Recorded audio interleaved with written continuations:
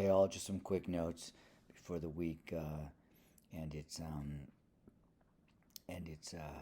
challenges um, begin before the weekend's challenges begin, I guess. Anyhow, a quick recap of game two. I guess my observations hitherto unposted, I realized after game one were um, pretty on the mark. Um, Props to the Heat. They played great. They played better than the Nuggets, and Spoelstra outcoached Malone. I guess the biggest things beyond the reversion to the mean or what have you, the correction with the shooting, suddenly Struess not being able to miss instead of not being able to hit, Duncan Robinson not being able to miss, um, um, Gabe Vincent red hot, and Adebayo once again red hot, and commanding on defense and really fighting for every inch very intelligently with against Jokic. Um, the biggest thing, I guess, is that um, Miami did something really pretty smart on defense. They did throw some zone at Jokic, but what they did was they they cheated and helped in the middle to prevent um, Jokic from getting the ball in the position that from which he can easily dissect a zone. And they also, so it was kind of like a cheated zone. But what they also did more essentially was they basically made the gambit like, look, Jokic is a great scorer, but a transcendent and synergistic passer, and playmaker.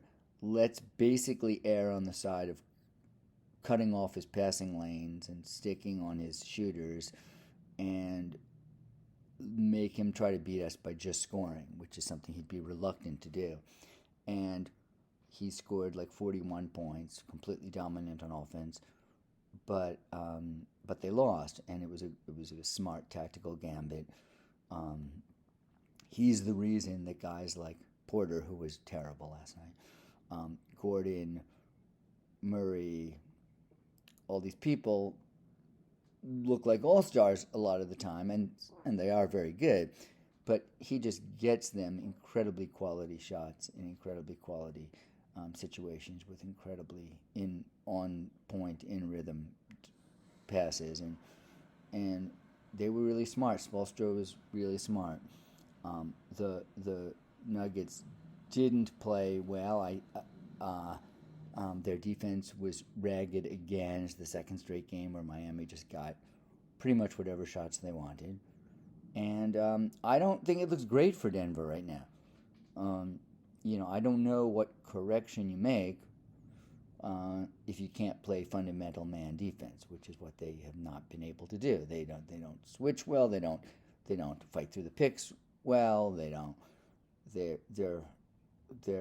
just don't look like a championship defensive team, and you've got to be a championship team on defense to win a championship.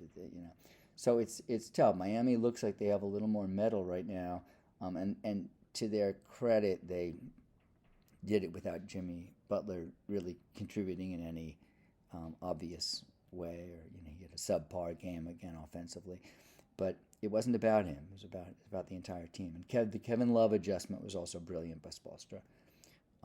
It allowed it just allowed for favorable matchups all across the board. They had more size overall as a team. They didn't have to rely on a small guy guarding Gordon down low. I think Butler ended up guarding Gordon a lot of the time, or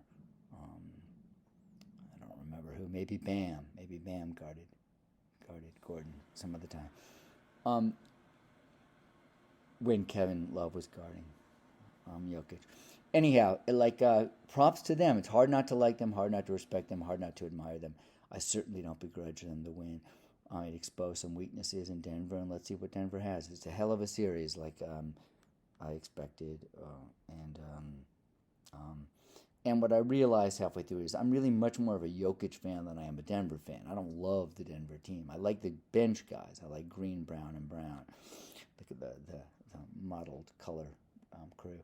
And I love Jokic. Love, love, love.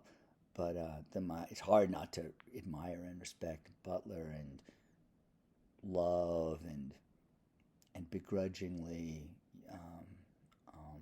Kyle Lowry. He was a pain in the ass, little flopping, you know. But they're championship guys, you know, the guys that have won championships and know how to win, and the overachievers, the unsung guys like Vincent and Strus and